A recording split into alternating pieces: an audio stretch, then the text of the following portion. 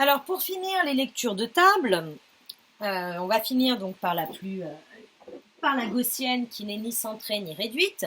Par exemple, prenons une variable aléatoire x qui est de moyenne 65 et d'écart type, c'est-à-dire la racine carrée de la variance, égale à 12.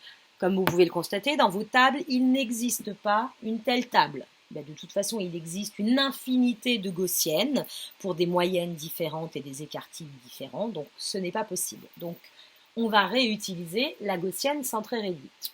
Par une simple astuce, on sait que si je prends x et que je lui retire sa moyenne, alors ici sa moyenne c'est 65, maintenant ça c'est une nouvelle variable aléatoire et c'est toujours une gaussienne, sauf que cette fois-ci elle est centrée, c'est-à-dire qu'elle est de moyenne 0. Si maintenant je divise par son écart type, c'est-à-dire ici par 12, donc dans le cas général ce serait ça, et que je donne un nom à cette nouvelle variable aléatoire, cette nouvelle variable aléatoire est tout simplement une gaussienne centrée réduite. Donc finalement, on peut réutiliser la vidéo précédente où on dit que pour passer de x à t, il suffit que je retire à x sa moyenne. Donc si je le fais d'un côté de l'inégalité, il faut que je le fasse de l'autre côté de l'inégalité.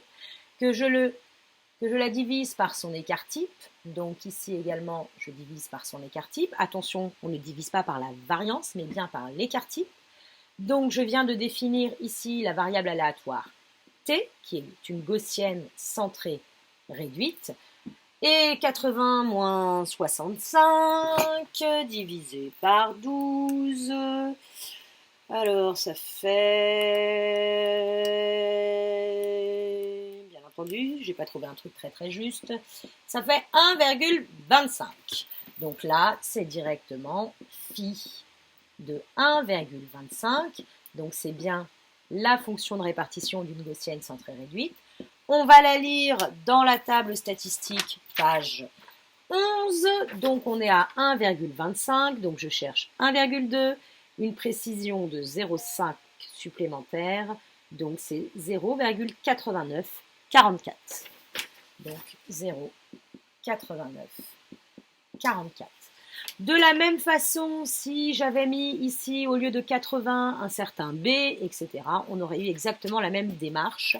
Et celle-ci, vous la retrouverez au travers des exercices. J'espère que tout le monde a bien compris maintenant la lecture de table.